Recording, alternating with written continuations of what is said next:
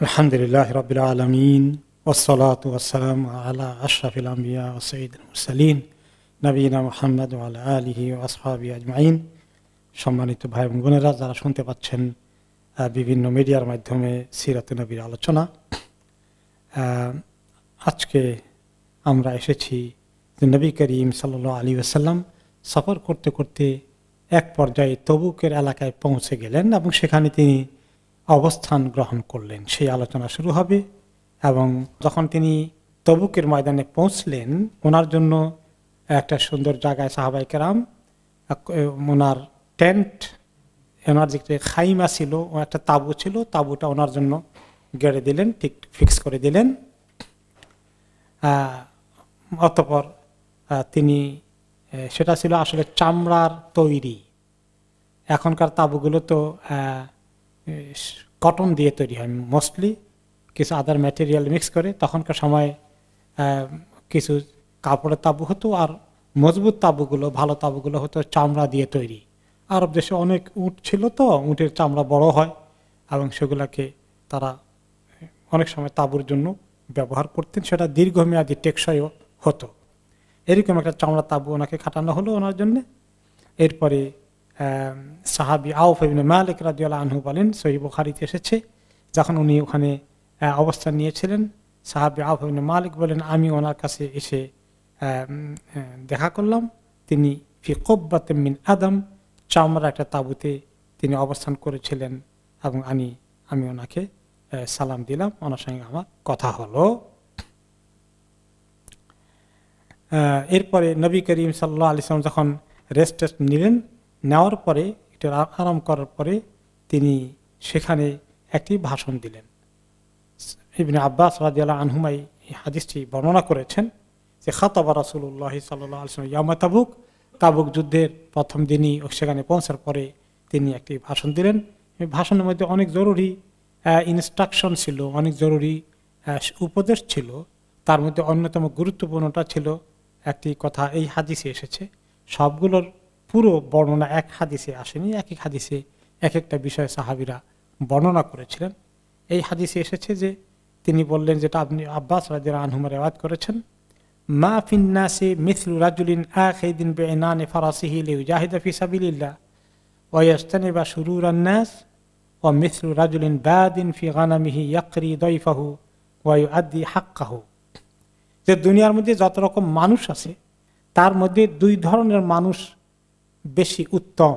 ওনার জমানার অবস্থার আলোকে তিনি বললেন যে দুই ধরনের লোক আল্লাহর কাছে অনেক মর্যাদা পাবেন।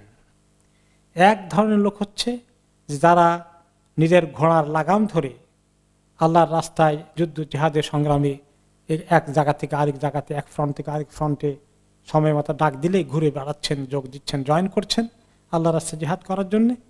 এবং মানুষের যারা খারাপ মানুষ, তাদের সঙ্গ পরিহার করে চলেন।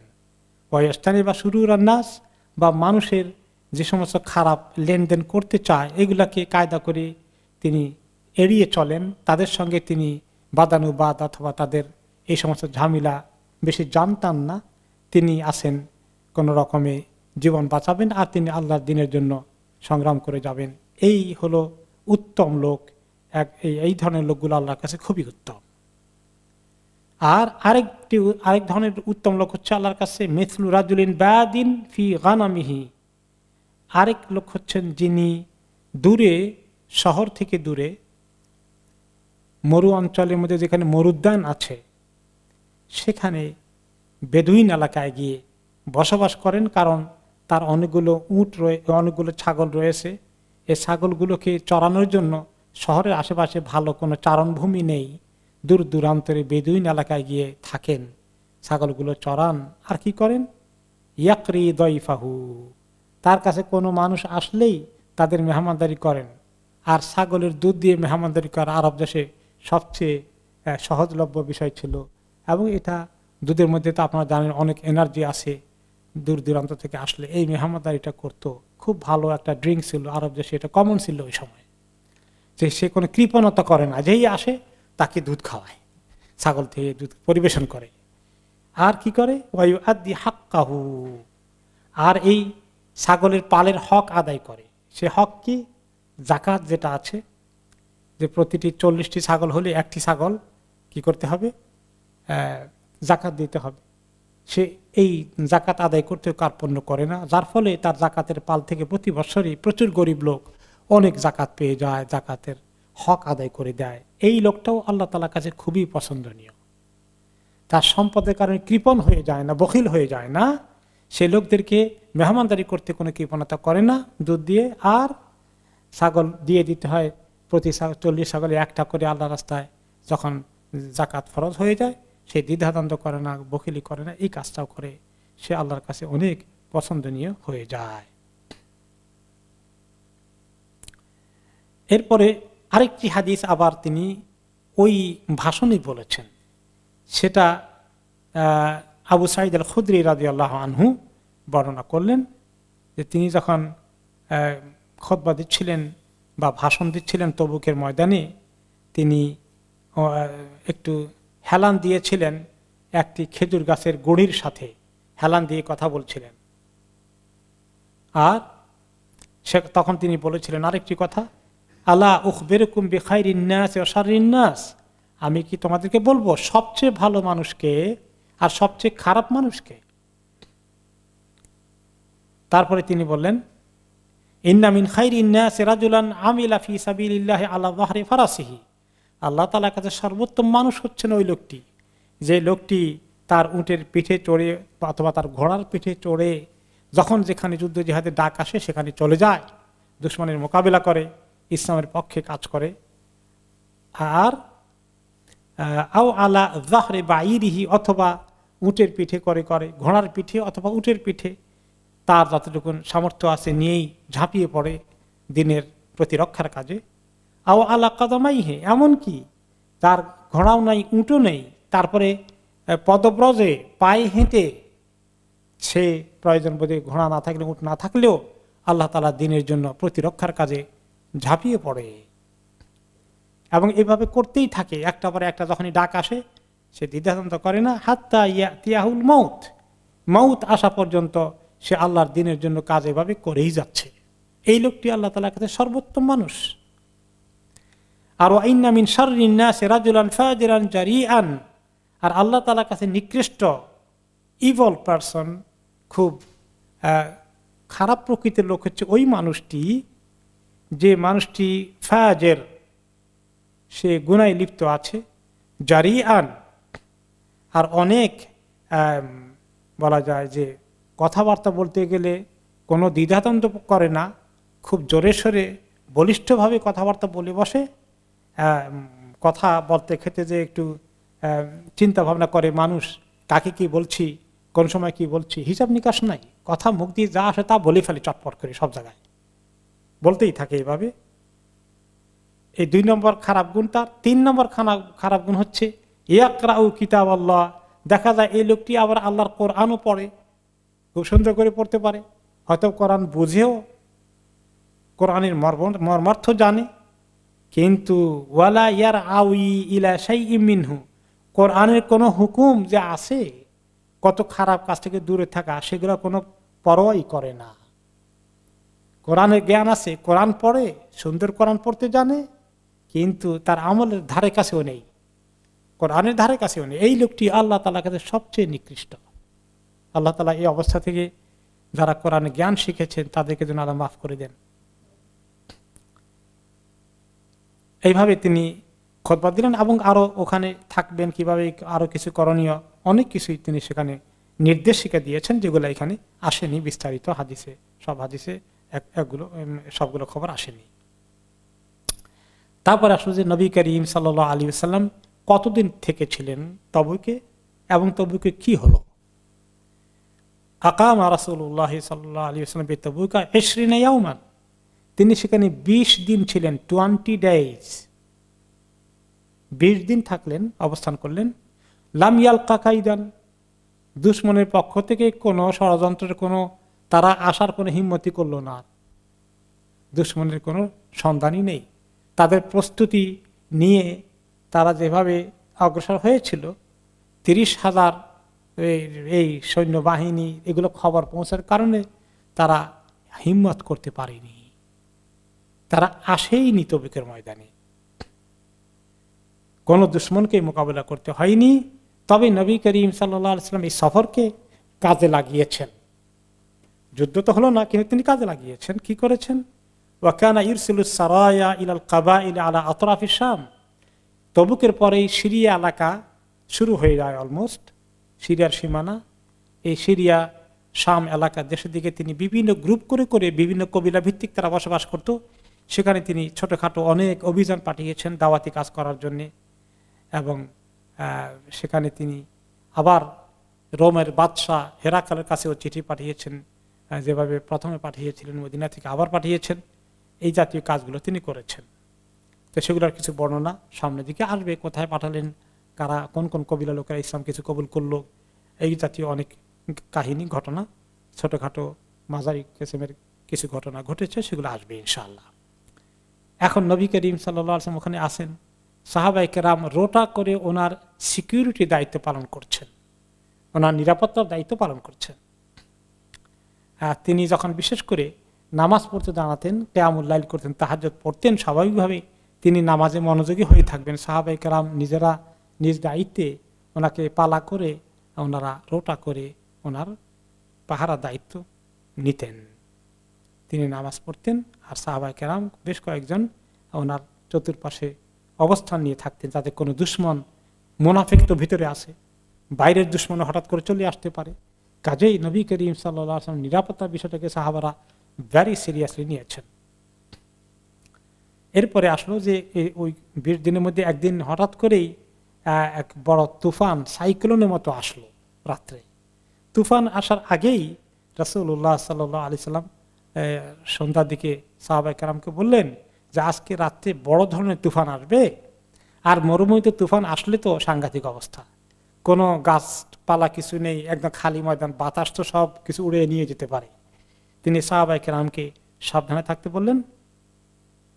তিনি বলেন, ইন্নাহা সাতাহুব্বুল লাইলাতা রিহুন শাদীদা, আজকে রাতে সাংঘাতিক প্রবল জোরে বাতাস আসবে, তুফান আসবে।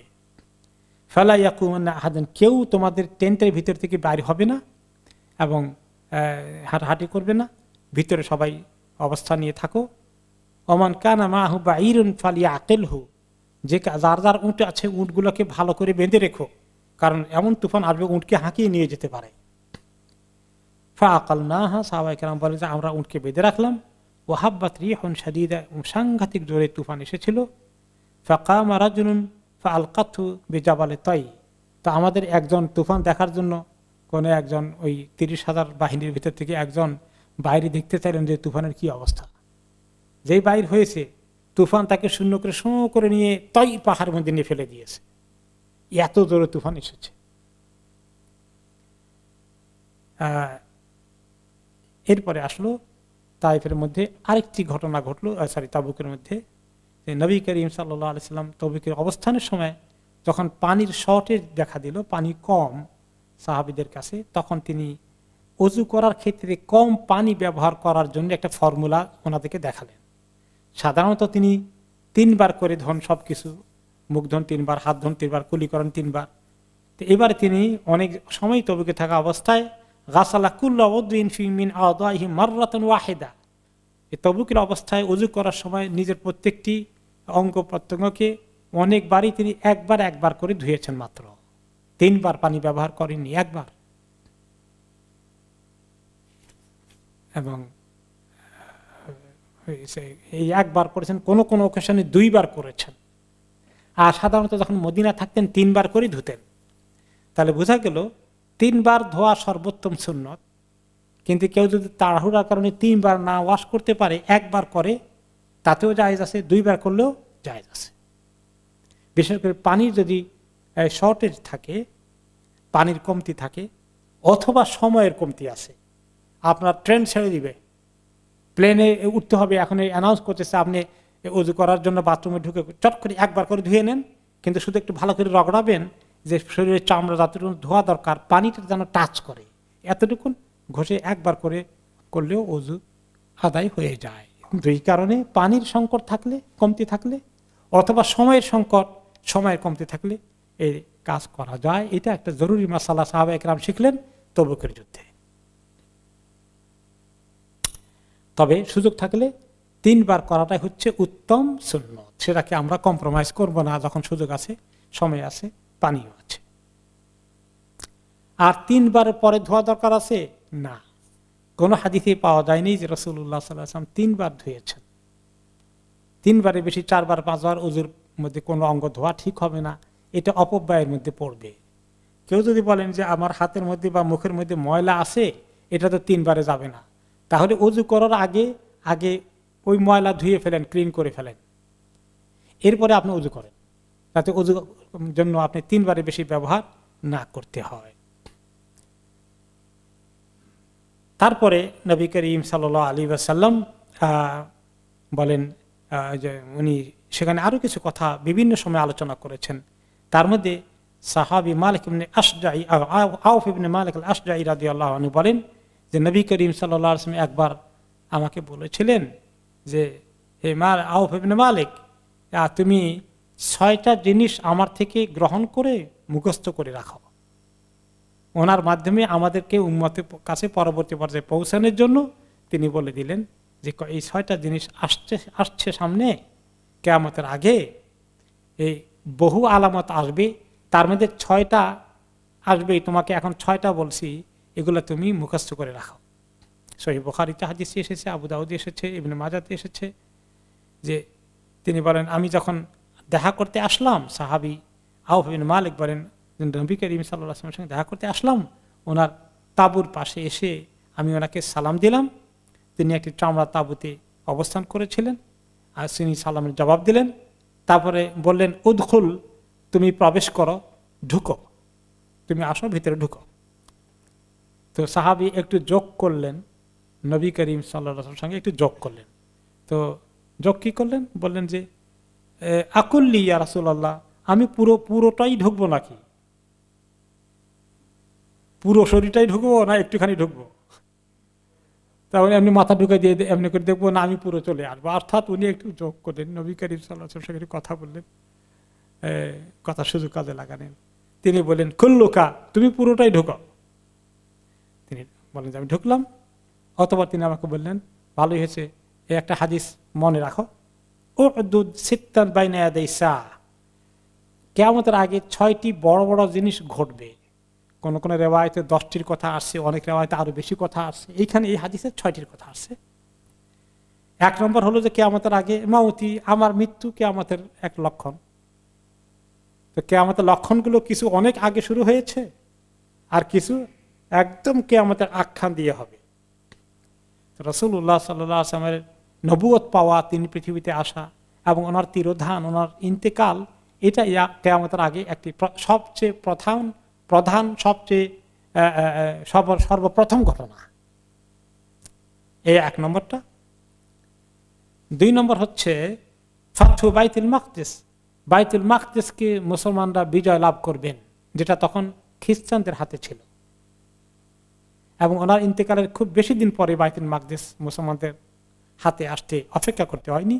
ওমর রাদিয়াল্লাহু আনহুর খেলাফতের জামানায় বাইতুল মুকাদ্দাস মুসলমানদের হাতে চলে আসলো, বিজয় হয়ে গেল, বিনা যুদ্ধে বিজয় হয়ে গেছে।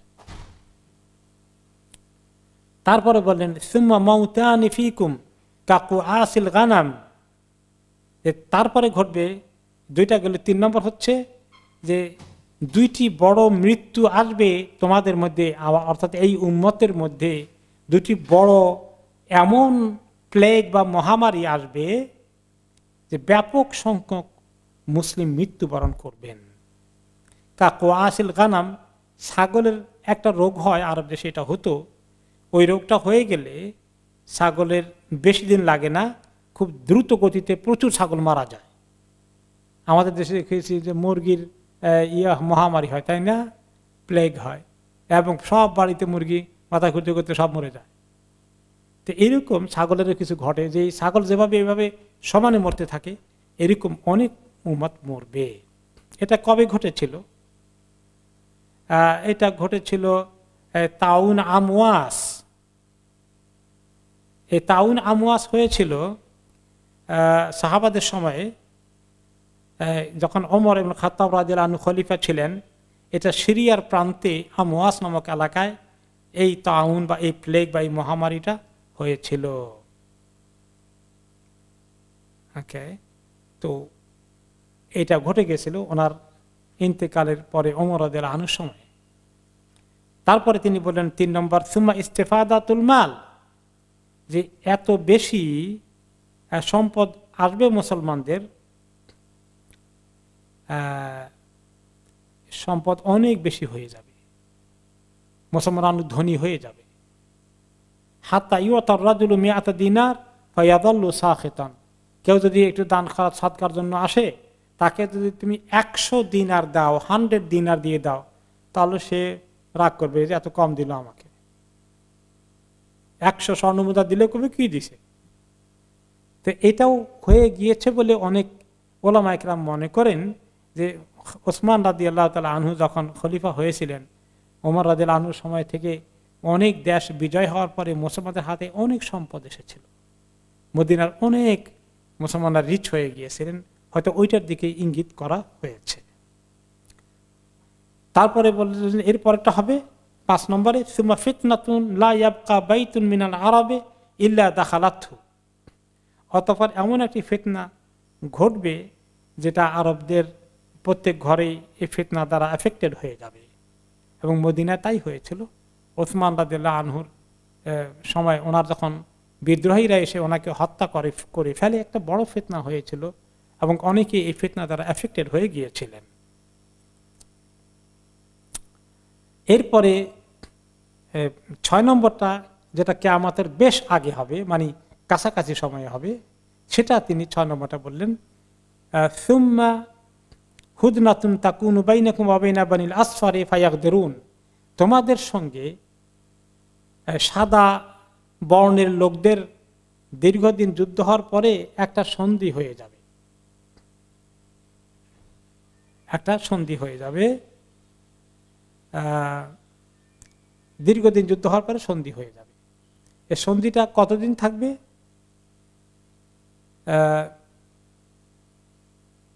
বেশি দিন থাকবে না, কিছুদিন পরেই সন্ধি করবে, তারা কেউ কাউকে আক্রমণ করবে না, কিন্তু হঠাৎ করেই তারা এই সাদা বর্ণের লোকেরা, সাদা চামড়ার লোকেরা তোমাদের সঙ্গে করার চুক্তি লঙ্ঘন করে হঠাৎ করেই তোমাদেরকে অ্যাটাক করে বসবে। সাদা এই চামড়া লোকদেরকে তখন বনিল আসফার বলতো। আসফার আসলে হলুদ রং, তো ওনারা হলুদ রং বলতে তুরস্ক থেকে শুরু করে ইউরোপের লোকদেরকে বুঝাইতেন। তো আমরা বলি সাদা চামড়া লোকেরা, ওনারা তখন বলতেন হলুদ রঙের লোকেরা। তো ইউরোপিয়ানদের সঙ্গে মুসলমানদের এরকম সংঘর্ষ হওয়ার প্রচুর সম্ভাবনা আছে, এবং এক পর্যায়ে বড় সংঘর্ষ হবে, হয়ে একটা চুক্তি হবে, সন্ধি চুক্তি। কিন্তু সন্ধি চুক্তিকে ভঙ্গ করে হঠাৎ করে এরা আক্রমণ করে বসবে মুসলমানদের দেশগুলো। কিভাবে? ফায়াতুনাকুম তাহতা সামানিনা গায়া, তারা প্রায় 80টি ইয়ে নিয়ে আসবে, ফ্ল্যাগ নিয়ে আসবে, 80টি ব্যাটালিয়ন তাদের আসবে, বিশাল বাহিনী নিয়ে, হয়তো বিভিন্ন দেশগুলো একসঙ্গে মিলে অ্যাটাক করবে। 80 গ্রুপ হবে তাদের মধ্যে, যারা একসঙ্গে ঐক্যবদ্ধভাবে মুসলমানদের দেশগুলোকে হামলা করবে। তাহতা কুল্লি গায়াতিন ইসনা আশার আলফান, 80টা যদি ব্রিগেড থাকে বা 80টা যদি গ্রুপ থাকে, এক একটা গ্রুপের আন্ডারে থাকবে 12,000 সৈন্য, মোটামুটি ভেরি বিগ নাম্বার হয়ে যাবে। এত বড় বাহিনী নিয়ে তারা তোমাদেরকে হঠাৎ করে আক্রমণ করবে, অথচ সন্ধি চুক্তি আছে যে কেউ কাউকে আক্রমণ করবে না। তার রেজাল্ট কি হবে সেটা অবশ্য হাদিসে আসেনি, অন্য জায়গায় আসে, যুদ্ধ চলতেই থাকবে চলতেই থাকবে। তারপরে এক পর্যায়ে তো ঈসা আলাইহিস সালাম আসার সময় হয়ে যাবে, তখন আল্লাহ তাআলা ঈসা আলাইহিস সালামের নেতৃত্বে দাজ্জালের মোকাবিলা করে তারপরে গিয়ে ফাইনাল তারা পরাজিত হবে। তো এইখানে তবুক যুদ্ধের সময় তিনি এই হাদিসটিও বলেছিলেন, যেটা সাহাবী আউফ ইবনে মালিক আল-আশজাঈ রাদিয়াল্লাহু আনহু আমাদের কাছে রেখে গিয়েছেন। এরপরে তবুক যুদ্ধে আরেকটি মাসালা সাহাবায়ে কেরাম শিখেছেন, নামাজের বিষয়। নবী করিম সাল্লাল্লাহু আলাইহি সাল্লাম যখন নামাজ পড়তেন, তিনি সূত্রা ব্যবহার করতেন। ওনাকে জিজ্ঞেস করা হয়েছিল যে ইয়া রাসূলুল্লাহ, নামাজের যে সূত্রা, এই সূত্রাটা কেমন হওয়া উচিত, কতটুকু সাইজের হওয়া উচিত? তিনি বলেন কামু আখারাতির রাহাল, যে উটের পিঠে বসার জন্য যে সিট আছে, এই সিটটার পিছনে এক খণ্ড কাষ্ঠ থাকে, কাঠ থাকে। এই কাঠের মধ্যে উটের পিঠে আরোহণ করে ব্যক্তি বসেন, একটু হেলাম দেন যাতে পড়ে না যান পিছনের দিকে। সেটা এরকম এই সাইজের এতটুকুন পর্যন্ত হয়। এতটুকুন সাইজের হয়ে গেলে এটা সূত্রটা নামাজের সামনে দিয়ে রাখলে কোনো লোক যদি আসা যাওয়া করে অথবা কোনো কুকুর টুকুর আসা যাওয়া করে তার বাইরে অসুবিধা নেই, নামাজ ভাঙবে না। কিন্তু এর ভিতরে দিয়ে ঢুকে গেলে কেউ নামাজের ক্ষতি হয়ে যায়, মুসল্লির গুনাহ হয়ে যায়, কেউ পার হয়ে যাওয়াটা ঠিক হবে না। মসজিদের ভিতরের কথা নয়, খোলা ময়দানের কথা। বিশেষ করে ওনারা যখন নামাজ পড়তেন বিভিন্ন প্রাণী যাওয়া আসা করত, কাজেই সূত্রা বাইরে দিয়ে গেলে অসুবিধা নেই, সূত্রা ভিতরে দিয়ে গেলে এটা একটা অসুবিধা। তো এইভাবে সূত্রা মাসালা ওনারা শিখলেন। এখন কিন্তু আবার কোনো কোনো সময় দেখা গেছে যে রাসূলুল্লাহ সাল্লাল্লাহু আলাইহি ওয়াসাল্লাম লাঠি দিয়ে রেখেছেন, এতটুকু উঁচু নাই। কোনো সময় দাগ দিয়ে রেখেছেন, দাগের উপর দিয়ে গেলে অসুবিধা নেই। এগুলো কিছু কিছু এসেছে, কিন্তু ভালো সুন্নত, উত্তম সুন্নত হচ্ছে এতটুকুন উঁচু রাখা যাতে করে আপনার এই বিগতের চেয়ে একটু বেশি এতটুকুন পরিমাণ উঁচু হয়।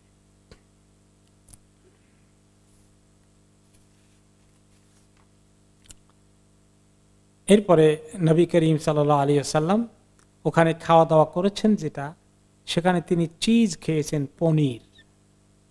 পনির মদিনাতে সহজে পাওয়া যেত না, এটা বাইরে থেকে আসতো অনেক সময়।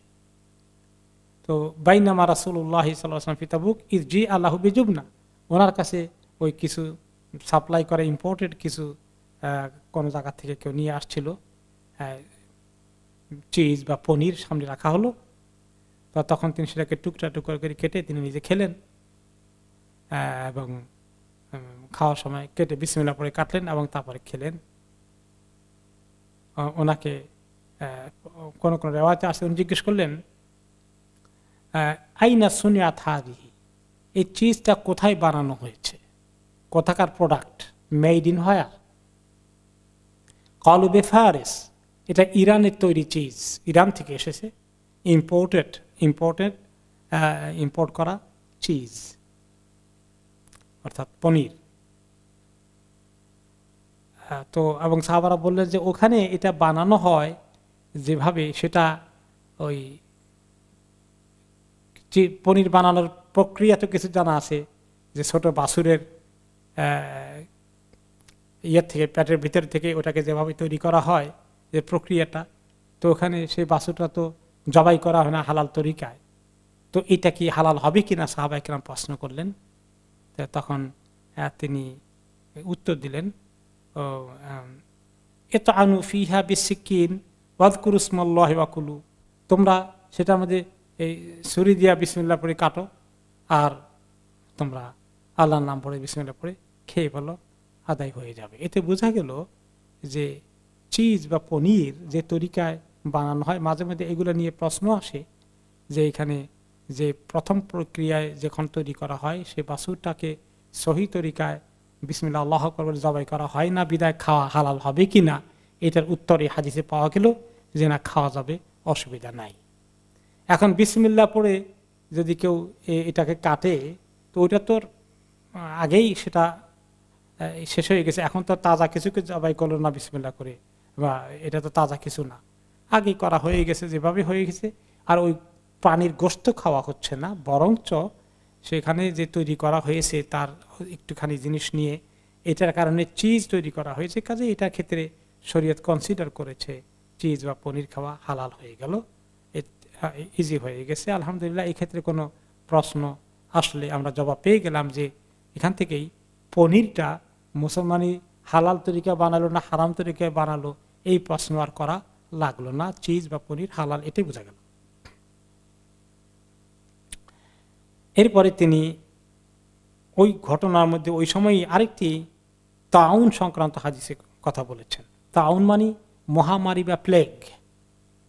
কোন এক আলোচনায় তিনি বললেন, ইযা ওয়াকা তাউনু বিআরদিন ওয়া আনতুম বিহা ফালা তাখরুজু মিনহা, তোমরা যদি কোনো দেশে থাকো, কোনো অঞ্চলে থাকো, সেখানে যদি মহামারী, প্লেগ, প্যান্ডামিক, এপিডেমিক এই ছড়িয়ে পড়ে কোনো জায়গায়, তাহলে ফালা তাখরুজু মিনহা, সেখান থেকে তোমরা বের হয়েও না, ওখানেই থাকো।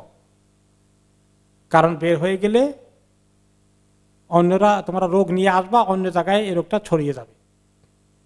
ওয়া ইযা ওয়াকা ওয়ালাসতুম বিহা ফালা তাকদুমু আলাইহি, আর যদি তোমরা এখনো বাইরে আসো, যে শহরে যে এলাকায় এই রোগ ছড়িয়েছে, তোমরা যদি সেই এলাকার বাইরে থাকো, তাহলে রোগ শেষ না হওয়া পর্যন্ত সেখানে ঢুকো না। এটা কিন্তু বর্তমান জামানায় এই প্লেগের মধ্যে, এই প্যান্ডামিকের মধ্যে লোকেরা আমল করছে। মুসলিম অমুসলিমরা হাদিস না জেনেই আমল করছে, যে কোন এলাকায় যখন লকডাউন করে দেয়, বাড়ি থেকে ঢোকা নিষেধ, আর ভিতরের লোকেরা বাইরে যাওয়া নিষেধ। আর তারই অংশ হিসাবে এই যে সোশ্যাল ডিস্টেন্স মেনটেন করা হয়, এই হাদিসের আলোকে দূরত্ব বজায় রাখা, কাছাকাছি হয়ে গেলে রোগ ছড়িয়ে পড়বে। এমনকি আরেক ঘটনায় তিনি বলেছেন, কিছু উটের রোগ হয়, এরকম উটেরও এরকম প্লেগ হয়, তাউন হয়, মহামারী হয়। তিনি বলেছিলেন একবার এক সফরে গিয়েছিলেন, সেখানে কেউ কেউ বলেন, ইয়া রাসূলুল্লাহ, এই সফরে কয়েকটা উট আছে, কারো কারো দেখছি তাদের উটগুলো রোগা এবং এই প্লেগের শিকার হয়েছে, উটগুলো উটের প্লেগ হয় সেটা। তখন তিনি বলে দিলেন, এই যার উট আছে, রুগ্ন উট, এগুলোকে আলাদা করো, এগুলোকে সুস্থ উটের মধ্যে এনে ঢুকিয়ে দিও না। তাহলে এটা সোশ্যাল ডিস্টেন্স লেসন সেখান থেকে পাওয়া যায়। কেউ যদি অসুস্থ থাকে, আপনি সে ঘরে যাইয়েন না, আপনি অসুস্থ হয়ে যেতে পারেন। আপনি অসুস্থ আছেন, তাহলে আপনি কারো ঘরে যাইয়েন না, আপনি তাদেরকে অসুস্থ করে ফেলবেন। তাহলে কি বোঝা গেল? বর্তমান জামানায় সায়েন্টিস্টরা ফলো করতেছে কোনটা? নবী করিম সাল্লাল্লাহু আলাইহি ওয়াসাল্লামের হাদিস, জেনে করুক আর না জেনে করুক। তাহলে আমরা নামাজের মধ্যে এই যে ডিসটেন্স করছি, কেউ কেউ তো বলে যে যদি আল্লাহর উপরে ঈমান থাকে, তাওয়াক্কুল থাকে, এত দূরত্ব দরকার আছে নাকি? হায়াত মউত, অসুখ বিসুখ তো আল্লাহর হাতে, এরকম কথা অনেকে বলতে শুনেছি আমরা, তাই না? কিন্তু আল্লাহ তাআলা আসলে নবী করিম সাল্লাল্লাহু আলাইহি ওয়াসাল্লামকে উম্মতের জন্য এমন কোন বিষয় রেখে দেননি যেখানে গাইডেন্স নাই, যেখানে নির্দেশিকা নেই। তাহলে প্রত্যেকটি বিষয়ে উম্মতের জন্য নির্দেশিকা রয়েছে। তো এই তাউনের হাদিসটি সেখান থেকে সাহাবায়ে কেরাম পেয়েছেন, এবং পরবর্তী পর্যায়ে তাউন হয়েছিল, তাউন আমওয়াসের কথা যেটা আছে সিরিয়াতে, এত মারাত্মক তাউন হয়েছিল ওমর রাদিয়াল্লাহু আনহুর সময়। সেখানে যে সাহাবীরা কমান্ডার ছিলেন, 2-3 জন কমান্ডার সাহাবী ইন্তেকাল করে ফেলেছেন ওই রোগের মধ্যে। তখন সর্বশেষ কমান্ডারের দায়িত্ব পালন করলেন আমর ইবনে আস রাদিয়াল্লাহু আনহু, সাহাবী। উনি আবার খুব বিচক্ষণ ছিলেন, ওনার দুনিয়াবি জ্ঞান অনেক বেশি ছিল। ওনার আগে 2 লিডার মারা গেছেন, পরে ওনার উপরে দায়িত্ব আসছে। তখন তিনি বলেন, শোনো, এই তাউন হচ্ছে আগুনের মতো। আগুন যখন কোনো জায়গায় জ্বলে উঠে, তার সামনের খড়কুটা, গাছপালা যা পায়, এগুলো ধরে আগুন বাড়ে না কমে? বাড়ে। এই জন্য দেখেন যে বিভিন্ন জঙ্গলে আগুন চলছে, অস্ট্রেলিয়া, আমেরিকা, কোন কোন জায়গায়, কারণ আগুন খাবার পায়, সামনে গেলেই যখন গাছপালা আছে খাবার পায়, এগুলোকে জ্বলে, ওগুলো কারণ আগুন বাড়ে, তারপর সামনের দিকে এগোতে থাকে। তিনি বুদ্ধি দিলেন যে দেখো, আমরা আস রাদিয়াল্লাহু আনহুমা, যে আমরা এখানে আসি, তাউন তো অনেক লোককে এভাবে অ্যাটাক করে ফেললো, এখন আমরা এক কাজ করি, আমরা এই তাউন যাতে এই এলাকায় তার কোনো খাবার না পায়, আমরা একদম পাহাড়ের উপরে চলে যাই এবং রোগটা আমাদের ওখান থেকেই শেষ হয়ে যায়। এখান থেকে বিভিন্ন আশেপাশে বাড়িঘর যেগুলো আছে ওই অঞ্চলে ছড়াতে না পারে, তো আমরা তাউনের খাবার সামনে রাখবো না, আমরা সবাই মিলে পাহাড়ের উপরে চলে যাই, আর এই ওখানেই যা হওয়ার হোক, এই রোগ যেন অন্যদের দিকে আর না যায়। তিনি বলেন, তাউন হচ্ছে আগুনের মতো, খাবার পাইলে বাড়ে, কাজে আমরা আমাদেরকে লকডাউন করে রাখি পাহাড়ে। দেখেন লকডাউনের কনসেপ্ট ওখান থেকে আসছে, হয়তো এরা সায়েন্টিস্টরা বের করেছে, কিন্তু এগুলো মিলতেছে। সুবহানাল্লাহ। ওনারা ওখানে গিয়ে নিজেদেরকে আইসোলেট করে রাখলেন, যাতে করে অন্যদের সঙ্গে মিশামিশি না করতে, অন্যরা সেফ থাকুক, তাদের দিকে এটা ছড়িয়ে না যায়।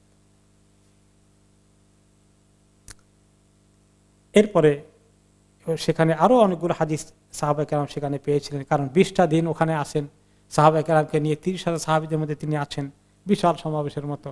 মদিনার থেকেও ওখানে লোকজন বেশি বলতে গেলে ওনার আশেপাশে। তো সেখানে অনেক দিনই তারবিয়াত, তালিমের কাজ, দিনের বাকি কথাগুলো পৌঁছে দেওয়ার কাজ উম্মতের কাছে তিনি করছেন, কারণ তবুক যুদ্ধ থেকে আসার পরে ওনার হায়াত তো আর খুব বেশি দিন নাই, 1 বছরের ভিতরে তিনি দুনিয়া থেকে বিদায় নেবেন। এই জন্য আল্লাহ তাআলা ওনাকে দিয়ে অনেক জরুরি দিনের কাজগুলো করিয়েছেন। তো আরেকটি হাদিস এসেছে, সেখানে আমর ইবনে শুআইব বলেন, তার দাদা থেকে রেওয়ায়াত করেছেন যে রাসূলুল্লাহ সাল্লাল্লাহু আলাইহি ওয়াসাল্লাম আমা তাবুকিন কামা মিনাল লাইলি ইসাল্লি, তিনি একদিন তবুকে থাকা অবস্থায় রাত্রে যখন তাহাজ্জুদ পড়তে উঠেছেন, তিনি নামাজ পড়া শুরু করে দিলেন, তাহাজ্জুদের নামাজ রাতের বেলায়।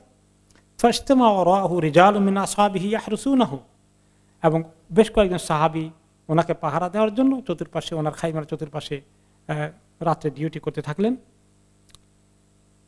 তারপরে ওনার যখন নামাজ পড়ার শেষ হয়ে গেল, তাহাজ্জুদ শেষ হয়ে গেল, তখন তিনি ওই যারা পাহারা দিচ্ছিলেন, তিনি টার পেয়েছিলেন, তাদেরকে ডাকলেন, তাদেরকে কিছু কথা শোনালেন, বললেন, শোনো, আজকে রাতে আমি নামাজ পড়লাম, আল্লাহ তাআলা আমাকে কিছু জিনিস দিয়েছেন। লাকাদ উতিতু লাইলাতা খামসান মা উতিয়াহুন্না আহাদুন ক্বাবলি, এই রাত্রে আল্লাহ তাআলা আমাকে নবী হিসাবে 5টি স্পেশাল জিনিস গিফট দিয়েছেন, যেটা তিনি আমার আগে কোনো নবীকে দেননি, কোন নবী বা তার উম্মতকে দেননি। আমার মাধ্যমে আমাকে, আমার উম্মতকে 5টি স্পেশাল জিনিস আল্লাহর পক্ষ থেকে গ্রান্ট করা হয়েছে। কি কি সেগুলো? উরসিলতু ইলান নাসি আম্মাতান ওয়া কানা মিন ক্বাবলি ইন্নামা ইরসালুন নাবিয়্যু ইলা কওমিহি, আমাকে আল্লাহ তাআলা সমস্ত মানুষের জন্য পাঠিয়েছেন। কিয়ামত পর্যন্ত যত বনি আদম আসবে, আমি হচ্ছি সবার নবী, আমার প্রতি সবার ঈমান আনতে হবে, আমার পরে আর কোনো নবী আসবে না। আমাকে শুধুমাত্র আমার সময়ের লোকদের জন্যই নবী বানানো হয়নি, সারা দুনিয়া বিশ্ববাসীর জন্য আমাকে নবী হিসেবে বানানো হয়েছে কিয়ামত পর্যন্ত। নাম্বার 1। 2 নম্বর, অনুসিরতু আলাল আদুওয়ি বিররুব, আর দুশমন, আমার যারা এনিমি, আমার যারা শত্রু, তারা আমার ভয়ে ভীত থাকবে।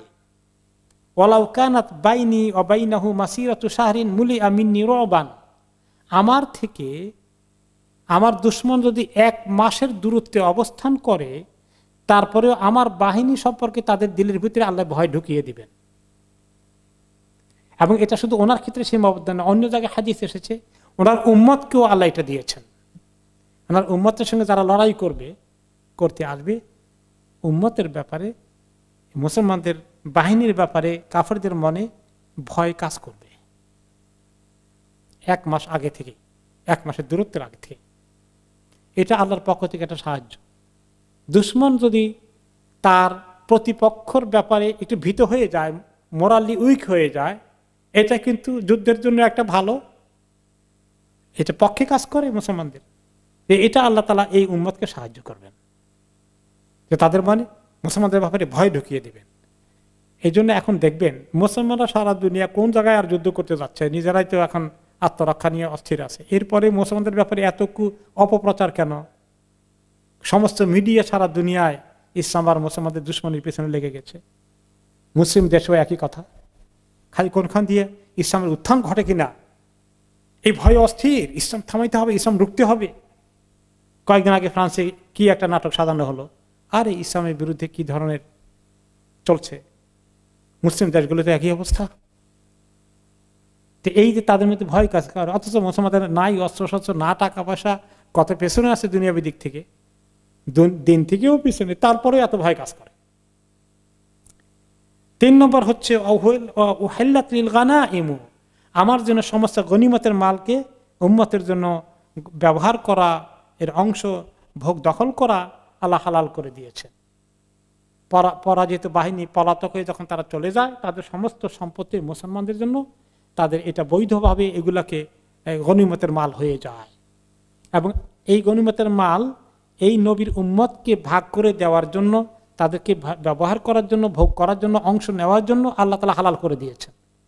কিন্তু এর আগে ঈসা আলাইহিস সালাম, মুসা আলাইহিস সালাম, ইব্রাহিম আলাইহিস সালাম যত নবীদের কথা বলেন, ওয়া কানা মিন ক্বাবলি ইউযিমুনা আকলাহা ওয়া কানু ইয়াহরিকুনাহা, তারা জানতো যে গনিমতের মাল খাওয়া হালাল নাই, তখন গনিমতের মাল জোগাড় করে এগুলোকে আগুন দিয়ে জ্বালিয়ে ফেলতে হতো। আল্লাহর কাছে দোয়া করতো যে আল্লাহ আমাদের এই যুদ্ধ জিহাদের গনিমতের মালকে আপনি কবুল করেন, কোরবানির মতো। আগুন এসে এগুলোকে জ্বালিয়ে দিত, ভস্ম হয়ে যেত, তার অর্থ হলো যে এগুলো কবুল হয়েছে, তাদের যুদ্ধ জিহাদ কবুল হয়েছে। মানুষের জন্য এগুলো নেওয়া, খাওয়া এবং সৈন্যদের মধ্যে বন্টন করে দেওয়া হালাল ছিল না, কিন্তু এই নবীকে এবং তার উম্মতকে আল্লাহ তাআলা সেটা হালাল করে দিয়েছেন, ব্যবহার করার জন্য জ্বালিয়ে ফেলতে হবে না। 3 নম্বর গেলে বোধ হয়। 4 নম্বর হচ্ছে ওয়াজুইলাত লিল আরদু মাসজিদান ওয়া তাহুরা, আমার জন্যে জমিনকে আল্লাহ তাআলা মসজিদ বানিয়ে দিয়েছেন আর পাক করার ব্যবস্থা করে দিয়েছেন। তার মানে কি, মসজিদ হলো নামাজের জায়গা, সাজদার জায়গা মসজিদ। তার মানে আমার উম্মত যে কোনো জায়গায়, পাক পবিত্র জায়গায় নামাজ পড়তে পারবে, শুধুমাত্র টয়লেটের মধ্যে, যেখানে ময়লা আবর্জনা আছে, যেখানে নাপাক জিনিস আছে, ওই জায়গা ছাড়া মাঠে, ময়দানে, দোকানে পাটে, রাস্তা ঘাটে, যেখানে সুযোগ আছে সব জায়গায় নামাজ পড়লে, ঠেকে গেলে মসজিদে যেতে না পারলে যে কোনো জায়গায় নামাজ পড়লে নামাজ আদায় হয়ে যায়। আইনামা আদরাকাতনি সলাতু তামাসসাহতু ওয়া সাল্লাইতু। ওকে, এবং এমনকি যদি ওযু না থাকে তাহলে মাটি আমাদেরকে পাক করে দেবে, তার মানে তায়াম্মুম করতে পারবো। আর এর আগে কোনো নবীকে তায়াম্মুম করে নামাজ পড়ার সুযোগ দেওয়া হয়নি। তায়াম্মুম করলে ওযু হয়ে যায়, ওযু করা পানি না থাকলে অথবা খুব অসুস্থ হয়ে গেলে তখন তায়াম্মুম করলে হয়ে যায়। আর শুধু ওযু নয়, যদি ফরজ গোসলও থাকে কিন্তু পানি নাই, অথবা তার ওযর আছে, এক্সকিউজ আছে, তাহলে তিনি পানি ব্যবহার করলে শরীর খারাপ হয়ে যাবে, তিনি তায়াম্মুম করলে শরীর পাক হয়ে যাবে, নামাজটা রোজা সব করতে পারবেন, কোনো অসুবিধা নেই। যে আমার জন্য আল্লাহ মাটিকে, আমার পুরো জমিনকে হালাল করে দিয়েছেন, নামাজ পড়ার জায়গা ঠিক করে দিয়েছেন, অ্যালাউ করেছেন, আর মাটিকে দিয়ে আমাকে পাক পবিত্র হওয়ার ব্যবস্থা করে দিয়েছেন যখন পানি পাওয়া যায় না অথবা পানি ব্যবহার করা যায় না।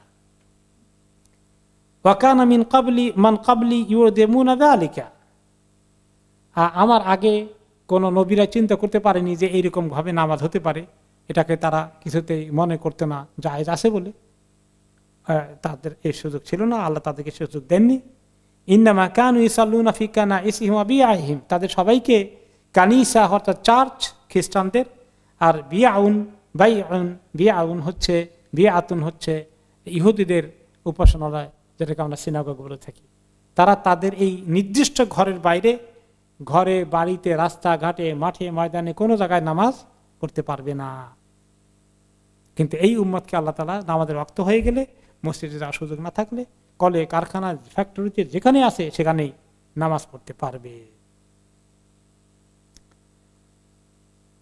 ওয়াল খামিসাতু হিয়া মা হিয়া, আর 5 নম্বরটা তো আছে, সেটা যা থাকার তাই আছে। 5 নম্বরটাতে এমন জিনিস, সেটা কি এক জিনিস, কি জিনিস সেটা? সেটা হচ্ছে কিল আলী সাল। 5 নম্বরটা আল্লাহ তাআলা বলেন, 4টা তো দিলাম, আপনি 4টা চেয়েছেন, নবী করিম সাল্লাল্লাহু আলাইহি ওয়াসাল্লাম চেয়েছিলেন একটা একটা করে এগুলো উম্মতের জন্য সহজ করে দিতে, উম্মতকে হেল্প করতে, আল্লাহ তাআলা কবুল করে ফেলেছেন। এখন 5টা চাইছেন আল্লাহর কাছে, 5 নম্বরটা যে আল্লাহ 5 নম্বর দরখাস্ত আছে, 5 নম্বরটাও দেন। সাল ফাইন্না মান ক্বাবলাকা সাআলা, যে 5 নম্বরটা একটা স্পেশাল ওয়ান, আপনার আগে নবীরা সবাই চেয়েছে, ওনারা পেয়ে গেছেন, আপনি চান আপনিও পাবেন। 5 নম্বরটা হচ্ছে ভেরি স্পেশাল ওয়ান। তা আমি আল্লাহকে বললাম যে আল্লাহ 5 নম্বরটা আমি এখন চাইব না, আমি এটা ডিলে করব। ফাআখারতু মাসআলাতি ইলা ইয়াউমিল কিয়ামা, আমি কিয়ামতের দিন এটা চাইবো আল্লাহর কাছে। সেটা কি? ফাহিয়া লাকুম, হে উম্মত, এগুলো তোমাদের জন্য চাইবো আল্লাহর কাছে কিয়ামতের দিন। তোমাদের জন্য আজকে সাহাবীরা যারা আছো আমার সামনে, ওয়ালিমান শাহিদা আল্লা ইলাহা ইল্লাল্লাহ, আর যারাই আমার পরে এসে সত্যিকার কালিমাতুশ শাহাদা পড়বে, ঈমান আনবে, এমনকি আমলের কমতি থাকলেও আমি তাদের জন্য সুপারিশ করার যে একটা বিশাল সুযোগ, এটা আমি রেখে দিয়েছি। 5 নম্বরটা যে দুনিয়াতে চাইবো না আল্লাহ, সেটা আপনি আমাকে আখিরাতে দেন, এবং আখিরাতে ওনার সুপারিশের কারণে অনেক উম্মতকে আল্লাহ পার করে দিবেন। আল্লাহুম্মা জাআলনা মিনহুম, আল্লাহ যেন আমাদেরকে তাদের অন্তর্ভুক্ত করেন, যাতে রাসূলুল্লাহ সাল্লাল্লাহু আলাইহি ওয়াসাল্লামের সুপারিশের কারণে আমরা একটু আটকে গেলে যেন আল্লাহ আমাদেরকে বিনা হিসাবে পার করে দেন। এখন সবাই পাবে, যারা জাহান্নামে যাবে তারাও পাবে কিছু, উম্মতের মধ্যে, কারণ জাহান্নামে তাদের তো সাজা হওয়ার কথা ছিল যে যত বৎসর, ওনার সুপারিশের কারণে কমিয়ে দিয়ে আল্লাহ পার করে নিয়ে আসবেন। আর কিছু লোক জাহান্নামে যাওয়ার কথা আটকে আছে, কিন্তু ওনার সুপারিশের কারণে সেটা মাফ হয়ে গেছে, পার হয়ে গেছে। আর কিছু লোক যারা জাহান্নামে যাওয়ার কথা না, আমল অনেক ভালো আছে, কিন্তু তারপরে রাসূলুল্লাহ সাল্লাল্লাহু আলাইহি ওয়াসাল্লাম সুপারিশ কাজে লাগার কারণে জান্নাতের যে লেভেল ছিল সেই লেভেল আপ হয়ে গেছে। এইটাকে তিনি যে 5 নম্বরটা সব নবীরা দুনিয়াতে চেয়ে নিয়েছেন, আমি সেটা দুনিয়াতে চাইনি। আমি বলছি আল্লাহ সেটা আমি আখিরাতের জন্য, আমার উম্মতের জন্য চাইবো, সেটা আল্লাহ আপনি আমাকে আখিরাতে দিয়েন। এবং আল্লাহ তাআলা সেটা কবুল করেছেন। নবী করিম সাল্লাল্লাহু আলাইহি ওয়াসাল্লাম এই তৌফিকের যদি হাদিসটি উম্মতের জন্য বিশাল একটি আশার হাদিস, আশার আলো দেয় আমাদেরকে। কিন্তু তারাই সুপারিশ পাওয়ার উপযুক্ত যারা নবী করিম সাল্লাল্লাহু আলাইহি ওয়াসাল্লামকে ভালো করে অনুসরণ করে, তার শরীয়তকে মানে, হালাল হারামকে মেনে চলে। এটা করা ঠিক না, থেমে যা, এটা বেদাত, এটা সুন্নত নয়, তারা আর করে না। এটা মাকরুহ, এটা হারাম, সেটাকে তারা টাচ করে না। এইরকম লোকেরাই সুপারিশের সৌভাগ্যটা তাদেরই বেশি খুলবে, তারাই সবচেয়ে বেশি উপকৃত হবে। গুনাহগারও জাহান্নামে গিয়ে পাবে, কিন্তু জাহান্নামে এত বছর জ্বলার পরে পাওয়া, এইটা কি খুব সৌভাগ্যের লক্ষণ হবে? আল্লাহ মাফ করুন।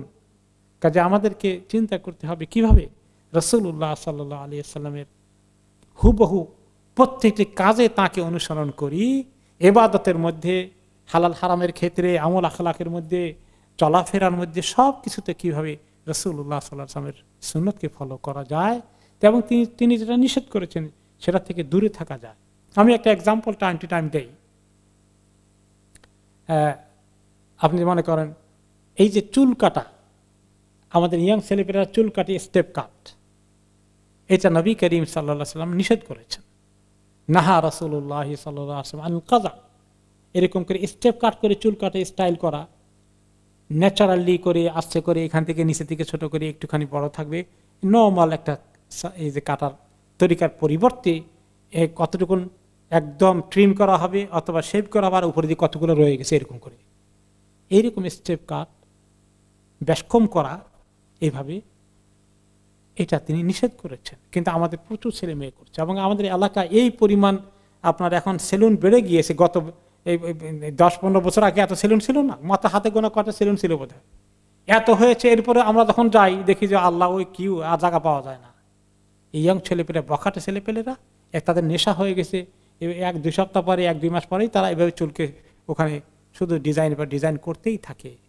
কিরকম কত রকমের এগুলো বের হয়েছে। কিছু কিছু বাচ্চাদেরকে দেখি যে বাচ্চারা এগুলা নেশায় পড়ার আগেই মা বাবা তাদেরকে শখ করে এরকম চুল কাটাচ্ছে। তা আপনি আল্লাহ নবী সুপারিশ পাবেন ওনার কথা অমান্য করে? আপনার ছেলে মেয়ে পাবে? আর এই ছেলেদেরকে যখন আপনি সুন্নাত পরিপন্থী কাজ, ওনার কথার বিপরীত কাজ করে বড় করলেন, বড় হলে এরা আপনাকে কি দেবে? দুনিয়াতেই কিছু পেয়ে যাবেন, তাদের থেকে আপনার শাস্তি পাওয়ার ব্যবস্থা হয়ে যাবে, আল্লাহ মাফ করুন। আখিরাতে তো হবেই। তাহলে প্রত্যেকটি কাজে, কথায়। আরো এক্সাম্পল, আমাদের অনেকেই বাম হাতে বসে চা খেয়ে নিচ্ছে, গ্লাসে পানি খেয়ে নিচ্ছে, কোনো খবর নাই, অথচ তিনি নিষেধ করেছেন, ডান হাতে খেতে বলেছেন। এইভাবে করে আপনি দেখবেন পদে পদে কি পরিমাণ ওনার শরীয়তকে আমরা লঙ্ঘন করি। তাই আসুন, আল্লাহ তাআলা আমাদেরকে তৌফিক দান করুন, আমরা যেন নবী করিম সাল্লাল্লাহু আলাইহি ওয়াসাল্লাম যে সুন্দর সুসংবাদ আমাদেরকে দিয়ে গিয়েছেন, ওনার সুপারিশ, ওনার শাফাআহ আমরা পেয়ে ধন্য হয়ে যাব। আল্লাহ তাআলা যেন আমাদেরকে পদে পদে প্রত্যেকটি কাজে, আমি এক্সাম্পল দিয়েছিলাম যে নবী করিম সাল্লাল্লাহু আলাইহি ওয়াসাল্লাম নামাজের সময় ওনার এই কলারকে বন্ধ করে রাখতেন, কলার বন্ধ করে নামাজ পড়তেন। তো একদিন ওনার কলারটা খোলা ছিল, খেয়াল করেন নাই, এভাবে খোলা ছিল। তো সাহাবায়েরা ওনাকে দেখেই সঙ্গে সঙ্গে সবাই কলার খুলে ফেললেন। ওনারা কিন্তু আসলে মনে নাই।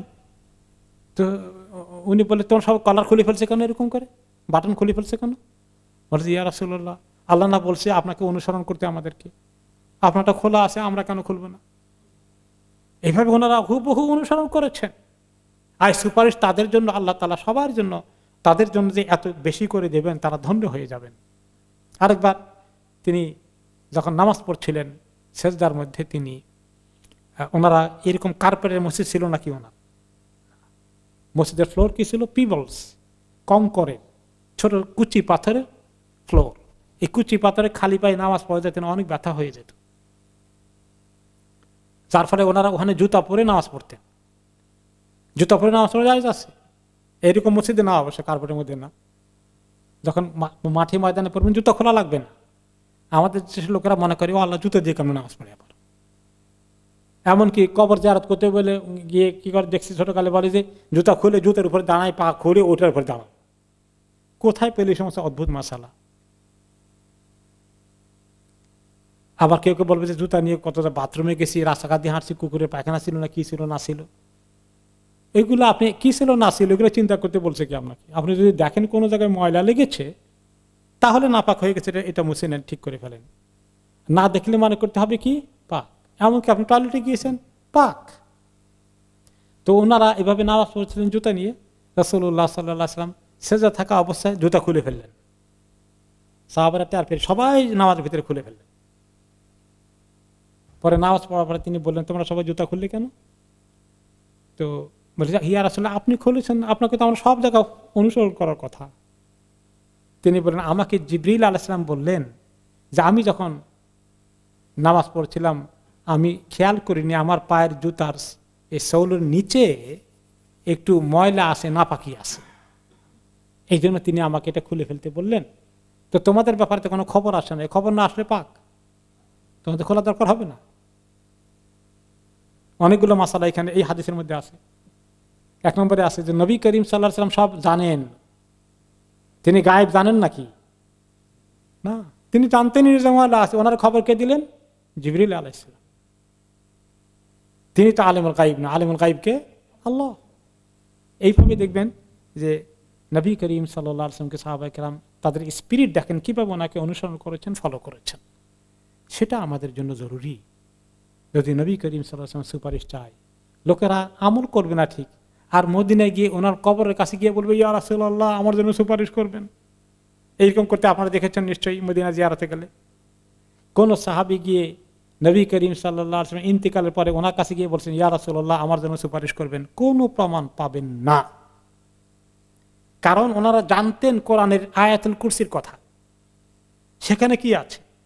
মান যাল্লাযী ইয়াশফাউ ইনদাহু ইল্লা বিইذনিহি, কে আছে আল্লাহর কাছে সুপারিশ করবে আল্লাহর পারমিশন ছাড়া? এই জন্য রাসূলুল্লাহ সাল্লাল্লাহু আলাইহি ওয়াসাল্লামের কাছে সুপারিশ পাওয়ার পারমিশন তিনি দেবেন না আল্লাহ দেবেন? আল্লাহ তাআলা দেবেন। এই জন্য মদিনা তৈয়বা কবর জিয়ারতে গেলে কবর জিয়ারতের ওনার রওজা মুবারকের জিয়ারতের সালাম কালামের পরে আমরা সুপারিশ করার জন্য ওনার কাছে দরখাস্ত দিয়ে কার কাছে দেব? আল্লাহ তাআলার কাছে। সরে আসেন, 2 রাকাত নামাজ মসজিদে নববীতে পড়েন যে আল্লাহ আপনার নবীর কবরের কাছে এসেছি, ওনাকে সালাম দিয়েছি, আল্লাহ আপনি মেহেরবানি করে ওনার সুপারিশ থেকে আমাকে বঞ্চিত করবেন না আল্লাহ। আমরা সেভাবে দোয়া করব। এইভাবে যারা একদম সুন্নতকে ফলো করে করে অনুসরণ করে করে যারা আমল করে যাবে, আল্লাহ তাআলা তাদের কিসমতে এই সুপারিশটা বড় পরিমাণ, বড় হিস্সা রেখেছেন। আল্লাহ তাআলা আমাদেরকে তাদের অন্তর্ভুক্ত করে দিন, আমিন। আমরা আজকে এখানে শেষ করছি। তবুকের কাহিনী এখনো রয়ে গেছে, আরো অনেক কিছু ঘটনা আছে, আমরা শুনবো আগামী সপ্তাহ থেকে ইনশাআল্লাহ।